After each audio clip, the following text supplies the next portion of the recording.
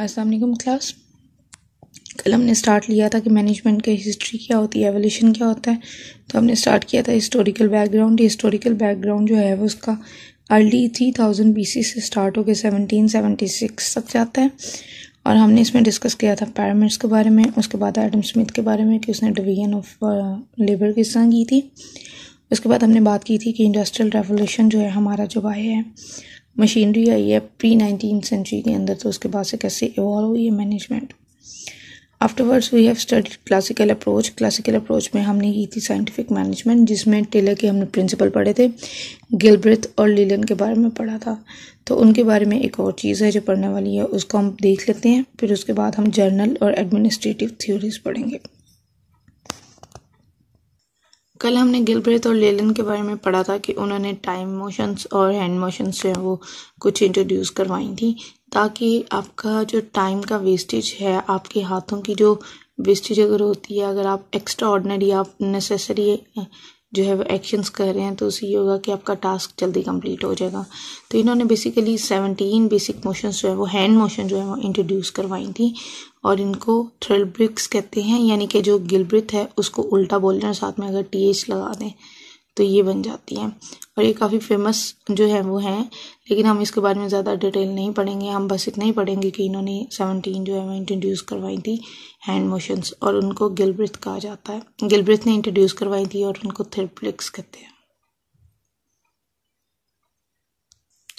इसके बाद बारी आती है जर्नल एडमिनिस्ट्रेटिव थ्योरीज की। जर्नल एडमिनिस्ट्रेटिव थ्योरीज के अंदर सबसे पहले जो है वो हेनरी फॉयल हैं आते हैं, और इनके प्रिंसिपल ऑफ मैनेजमेंट हैं, जिसको हम फर्स्ट चैप्टर के अंदर पढ़ चुके हैं, जो कि प्लानिंग, ऑर्गेनाइजिंग, लीडिंग, कंट्रोलिंग है। हेनरी फॉयल और टेलर जो हैं वो एक ही एरा के हैं, एक ही ज़माने से हैं, बिलोंग करते हैं। लेकिन इन दोनों में फ़र्क क्या था कि जो टेलर का था फोकस, वो ज़्यादातर फर्स्ट लाइन मैनेजर पे फोकस करते थे, और वो कहते थे कि साइंटिफिक मैनेजमेंट को फॉलो किया जाए, साइंटिफिक प्रिंसिपल्स को फॉलो किया जाए, ताकि आप अच्छी तरह से मैनेजमेंट कर सके। लेकिन हेनरी फॉयल का फोकस था कि हमारे लिए मैनेजमेंट जो है वो टॉप टू बॉटम नेसेसरी है, बॉटम टू टॉप नेसेसरी है। तो इन्होंने ओवरऑल किसी भी ऑर्गेनाइजेशन की जो है वो मैनेजमेंट के ऊपर ज़्यादा फोकस किया हुआ है एज़ कम्पेयर टू टेलर। इसके अलावा हेनरी के जो हैं वो हेनरी फॉयल के बिलीव्स ये थे कि वो कहते थे कि अकाउंटिंग के अलावा मैनेजमेंट भी एग्जिस्ट करती है। यानी कि मैनेजमेंट में, अकाउंटिंग में, HR में, इन सब में फ़र्क होता है, और इसकी एक अपनी इटसेल्फ जो है वो एक डिग्निटी, एक हैसियत है। तो वो कहते थे कि आप जहाँ भी देखें आपको मैनेजमेंट नज़र आती है, चाहे वो पब्लिक सेक्टर इंस्टीट्यूट है या प्राइवेट सेक्टर इंस्टीट्यूट है, वहाँ पे मैनेजमेंट एग्जिस्ट कर रही होती है। हेनरी फॉयल ने बेसिकली जो है वो 14 प्रिंसिपल्स ऑफ मैनेजमेंट इंट्रोड्यूस करवाए थे मैनेजमेंट के फंक्शंस के अलावा, जिसमें अगर हम बात करें तो सबसे पहले आता है डिवीजन ऑफ वर्क। कि डिवीजन ऑफ वर्क क्या है? डिवीजन ऑफ वर्क के अंदर यह है कि आप अपने काम को डिवाइड कर दें और उसमें स्पेशलाइज कर दें। क्योंकि जब आप स्पेशलाइज कर देंगे, कि आप देखें अगर आपको कोई सॉफ्टवेयर इंजीनियर रिक्वायर्ड है, आप उसी को हायर करेंगे। अगर आप नॉर्मल एक कंप्यूटर ऑपरेटर को हायर करते हैं तो आपका टाइम वेस्टेज होगा, आपका काम बढ़ जाएगा। लेकिन अगर आप कोई स्पेशलाइज बंदे को हायर करते हैं, उससे ये होगा कि आपकी आउटपुट बहुत ज़्यादा बढ़ जाएगी। Second one is authority. Managers को इस काबिल होना चाहिए कि वो ऑर्डर्स दे सकें, ना कि जो है वो अपने एम्प्लॉयज़ के ऑर्डर्स सुने। उनको इस काबिल इतनी स्ट्रॉन्ग पर्सनालिटी रखनी चाहिए कि वो अथॉरिटेटिव हो, वो अपना काम करवाना जानते हो। Third one is discipline. Discipline में है कि मैनेजर्स को इस तरह का होना चाहिए कि उनके एम्प्लॉयज़ जो हैं वो ऑर्गेनाइजेशन के तमाम रूल्स फॉलो करें। ऐसा नहीं होना चाहिए कि जो है वो कोई भी रूल फॉलो ना करें और ऑर्गेनाइजेशन की रूल वायलेशन हो और फिर टास्क सही तरह से अचीव नहीं होगा। Here is unity of command. Unity of command की अगर हम बात करें कि सब एम्प्लॉयज़ को अपने एक ही सुपरवाइज़र से ऑर्डर रिसीव करने चाहिए और उसी के अकॉर्डिंगली काम करना चाहिए। कमांड यानी कि आपकी अथॉरिटेटिव पर्सनालिटी जो वो एक ही होनी चाहिए। ऐसा नहीं होना चाहिए कि मल्टीपल सुपरवाइजर्स लगे हुए हैं सेम एम्प्लॉयज़ के ऊपर, तो फिर एम्प्लॉयज़ काम नहीं सही तरह से कर सकेंगे।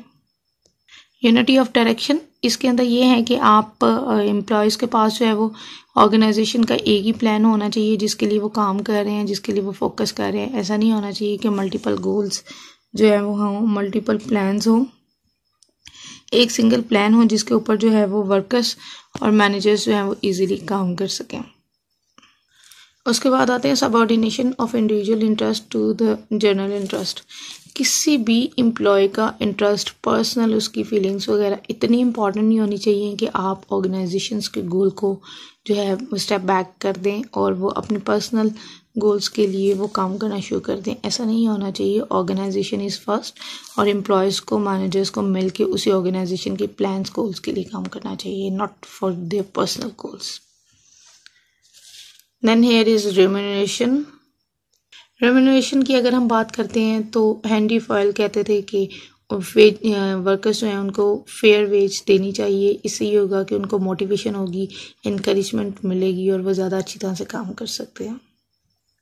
Then is centralisation. Centralisation basically क्या है कि हेनरी फॉयल ने बताया कि कौन कौन से ऐसी अथॉरिटेटिव पर्सनालिटीज़ हैं जो कि डिसीजन मेकिंग में इन्वॉल्व हो सकती हैं।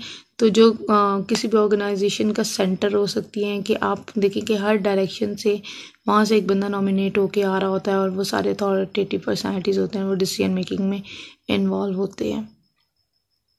Then scalar chain. Scalar chain basically है क्या कि स्केलर चेन ये है कि आपके जो मैनेजमेंट है, अगर हम मैनेजमेंट टॉप टू बॉटम की बात करेंगे तो ये स्केलर चेन होगी।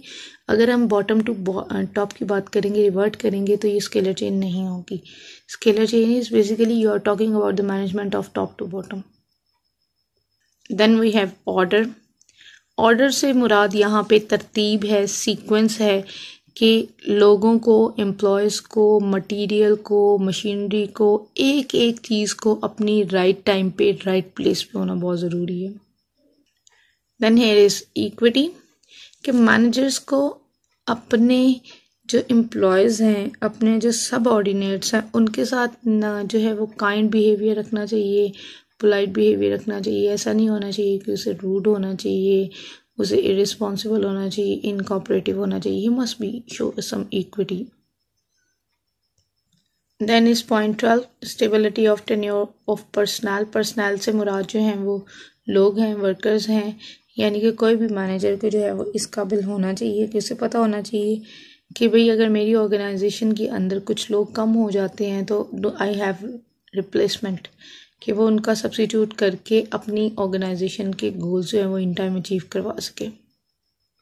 13 point is initiative. Henry foil कहते हैं कि जो मैनेजर है उसको इनिशिएटिव लेना चाहिए, इसलिए कि उसको पता होता है, वो देख रहा होता है कि वो गोल्स के साथ साथ अपने एम्प्लॉयज़ को देख रहे होते हैं, उनकी नेचर वगैरह भी देख रहे होते हैं, तो उनके पास पूरा फुल फ्लेज चांस होता है कि वो कुछ नया जो है वो कर सकते हैं, कुछ नई चीज़ ला सकते हैं अपनी ऑर्गेनाइजेशन के अंदर। तो उनके लिए उनको इस चीज़ के लिए स्टेप लेना चाहिए। Last one is spirit de corps, यानी कि जो आपका मैनेजर है उसको इस काबिल होना चाहिए, इतना कॉम्पिटेंट होना चाहिए कि वो as a team leader effectively काम कर सके। कॉप कहते हैं दस्तों को, कि अपने जो भी उनके सबऑर्डिनेट्स हैं, एम्प्लॉयज़ हैं, उनका जो है वो अप्रिसिएशन करता रहे, उनका जो मोरल है उसको हाई रखे। उसका बेनिफिट उसको ये मिलेगा कि उसकी जो टीम है जिसके जो है उसके अंदर काम कर रही है, उनका स्पिरिट हाई होगा, वो लोग मोटिवेट होंगे और वो एफिशिएंटली, इफेक्टिवली ऑर्गेनाइजेशंस के गोल अचीव करेंगे। तो ये तो थे हेनरी फॉयल के 14 प्रिंसिपल ऑफ मैनेजमेंट। रिमेंबर कि हेनरी फॉयल ने जो है मैनेजमेंट के फंक्शंस भी इंट्रोड्यूस करवाए थे और सेकेंडली उन्होंने इंट्रोड्यूस करवाए थे ये प्रिंसिपल ऑफ मैनेजमेंट जो कि 14 है। हेनरी फॉयल के बाद अगर हम बात करते हैं जनरल एडमिनिस्ट्रेटिव थ्योरीज के अंदर, तो आते हैं मैक्स वेबर, जिन्होंने develop a theory of authority based on an ideal type of organisation. Bureaucracy के बारे में उन्होंने जो है वो आइडियाज़ दिए थे, लेकिन as compared to Henri Fayol, Max Weber के आइडियाज़ इतने रियलिस्टिक नहीं थे। उन्होंने ज़्यादा एम्फेसाइज़ किया था कि रैशनैलिटी होनी चाहिए, प्रेडिक्टेबिलिटी होनी चाहिए कि मैनेजमेंट प्रेडिक्ट कर सके, इम्पर्सनैलिटी होनी चाहिए, टेक्निकल कॉम्पिटेंस उसको आना चाहिए, होना चाहिए उसे टेक्निकलिटी पता होनी चाहिए, मशीनरी ऑपरेशन वगैरह सब कुछ, एंड अथॉरिटेटिज्म यानी कि उससे हुकूमत करनी आनी चाहिए लोगों के ऊपर कि वो कैसे उनसे काम करवा सकता है, ना कि ये कि वो लोगों की सुने, लोगों को अपनी सुनाए। तो हम देख लेते हैं कि ब्यूरोक्रेसी की डेफिनेशन क्या होती है। ब्यूरोक्रेसी की डेफिनेशन बिल्कुल वही है जो आपके पास बुक के अंदर अवेलेबल है, जो कि है form of organisation characterized by division of labor, a clearly defined hierarchy, detailed rules and regulation and impersonal relationship। यानी कि मैक्स वेबर के मुताबिक जो है वो ब्यूरोक्रेसी एक ऐसी ऑर्गेनाइजेशन के अंदर होती है जिसके अंदर आपने डिवीजन ऑफ लेबर भी की होती है, आपके पास हायरार्की होती है, यानी कि टॉप मैनेजर्स होते हैं, बॉटम मैनेजर्स होते हैं, इस तरह से आपके पास हायरार्की होती है आपके पास। यानी कि पहली चीज़ division of work, second one is hierarchy आपके पास आ गई, third one is rules and regulations होने चाहिए, और चौथी बात ये कि आपके इम्पर्सनल किसी से रिलेशनशिप नहीं होने चाहिए, यानी कि आपने किसी से पर्सनली नहीं होना, आपने प्रोफेशनली जो है अपनी ऑर्गेनाइजेशन के गोल के लिए ही काम करना है। मैक्स वेबर ने बेसिकली ब्यूरोक्रेसी इंट्रोड्यूस करवाई थी कि ब्यूरोक्रेसी जो है वो क्या होती है। ब्यूरोक्रेसी के अंदर बेसिकली ये 6 चीज़ें होती हैं। अगर हम देखें तो उससे सबसे पहले बात की थी कि डिवीजन ऑफ ब्रोकन। अगर हम देखें तो मैक्स वेबर ने जो है वो अपनी ब्यूरोक्रेसी इंट्रोड्यूस करवाई थी। उसकी ब्यूरोक्रेसी के मुताबिक किसी भी ऑर्गेनाइजेशन के अंदर जो है वो 6 पॉइंट्स होने चाहिए, और अगर उनके अंदर 6 पॉइंट्स होंगे तो फिर जो है वो ब्यूरोक्रेट कहलाएंगी। हम देख लेते हैं कि ब्यूरोक्रेसी के अंदर कौन कौन से पॉइंट्स इंपॉर्टेंट हैं। सबसे पहले उससे बात की है डिवीजन ऑफ लेबर की, कि डिवीजन ऑफ लेबर क्या होती है। तो हम देखते हैं वो कहते हैं कि अगर आप अपनी जॉब्स को ब्रेक डाउन कर देते हैं सिंपल में, रूटीन में और वेल डिफाइंड टास्क कर देते हैं कि आज के लिए देखें अपने एम्प्लॉयज़ को कि आपने इतना टारगेट अचीव करना है, कोई भी काम है, कोई भी इतने पेन मैन्युफैक्चरिंग करने हैं, इतनी शर्ट्स कंप्लीट करनी है, तो उससे क्या होगा कि आपका काम आसान हो जाएगा। Then here is career orientation, कि managers are career professionals not owners of units they manage. Managers का काम ये है कि जो भी उनको सीट मिली है उनके अंदर जितने भी एम्प्लॉयज़ हैं, जिस भी वो यूनिट के हेड बने हैं, उनका काम है कि वो उसके लिए प्रोफेशनली बिहेव करें। वो उनको पर्सनली उससे कोई बेनिफिट नहीं होने वाला, ये नहीं समझें कि वो उसके मालिक बन बैठे हैं। उनका काम है कि जो मालिकों का काम है, जो टॉप लेवल से आपके आ रहे हैं ऑर्डर्स, उसको फॉलो करवाना। Then here we have impersonality. Impersonality की अगर हम बात करते हैं तो मैक्स वेबर डिफाइन करते हैं कि uniform application of rules and controls not according to the personalities. आपने अपनी पर्सनल लाइफ को प्रोफेशनल में मिक्स नहीं करना। अगर आप ऑर्गेनाइजेशन के अंदर पाँव रखते हैं तो उसके कुछ रूल्स एंड रेगुलेशन आपने उसको फॉलो करना है। वहाँ पे आपके टास्क हैं, आपके गोल्स हैं जिनको आपने अचीव करना है। ऐसा नहीं है कि मेरे अगर पर्सनल गोल्स मैं प्रेफरेंस दे दूँ अपने पर्सनल गोल्स को, तो फिर जो है वो आपकी जो वो ब्यूरोक्रेसी नहीं होगी, क्योंकि प्रोफेशनल बिहेवियर नहीं होगा। ब्यूरोक्रेसी के अंदर इम्पर्सनैलिटी होती है। उसके बाद आते हैं फॉर्मल रूल्स एंड रेगुलेशन। कि फॉर्मल रूल्स एंड रेगुलेशन क्या है कि system of written rules and standard operating procedures, कि जो भी आपके ऑर्गेनाइजेशन के रूल्स एंड रेगुलेशंस है और उसके अलावा आपने स्टैंडर्ड ऑपरेटिंग प्रोसीजर्स है कि आप जो भी इन्वॉल्वमेंट, अगर आप मैन्युफैक्चरिंग में, अगर आप प्रोड्यूसिंग के अंदर हैं, तो आप अपने ऑपरेटिंग प्रोसीजर्स को फॉलो करेंगे और अपने जितने रूल्स एंड रेगुलेशंस है, अगर आप देखें कभी तो इसीलिए बड़ी बड़ी ऑर्गेनाइजेशंस के अंदर अपने rules and regulation well define करके लगाए गए होते हैं ताकि उनके एम्प्लॉयज़ को उसके बारे में पता चल सके और वो कोई भी मिस्टेक ना कर सकें। उसके बाद आते हैं फॉर्मल सिलेक्शन। फॉर्मल सिलेक्शन से मुराद ये है कि people selected for job based on technical qualification. ऐसा नहीं है कि काम से अनाड़ी से बंदे को किसी काम के लिए रख लिया जाता है। जो भी स्पेसिफिक फील्ड होती है उसके लिए बंदा हायर किया जाता है। अगर आप देखें तो आज की मैनेजमेंट की अगर हम बात करते हैं तो हमारे पास इतनी नंबर ऑफ डिग्रीज हैं कि हर बंदा हर फील्ड के अंदर स्पेशलाइज होता चला जा रहा है और वो स्पेशलाइज बंदा ही वो काम कर सकता है। ऐसा नहीं है कि हम MBA वाले बंदे को सॉफ्टवेयर इंजीनियर बना दें और सॉफ्टवेयर इंजीनियर वाला शायद फिर भी MBA की डिग्री लेके वो थोड़ी बहुत मैनेजमेंट सीख जाए, लेकिन MBA वाले को एक सॉफ्टवेयर इंजीनियर बनने के लिए बहुत ज़्यादा टाइम रिक्वायर होगा, प्रैक्टिस की ज़रूरत होगी। उसके बाद अगर हम बात करते हैं अथॉरिटी हायरार्की, तो इसमें मैक्स वेबर ने कहा था कि positions organised in hierarchy with a clear chain of command, यानी कि क्लियर चेन ऑफ कमांड होनी चाहिए कि जैसे टॉप वाले हैं वो बॉटम को ऑर्डर करेंगे, जो टॉप वाले हैं वो मिडल मैन को ऑर्डर करेंगे, उसके बाद मिडल मैन वाले जो हैं वो टॉप बॉटम लाइन को ऑर्डर करेंगे। तो इस तरह से क्लियर कट होना चाहिए। तो ये तो थी मैक्स की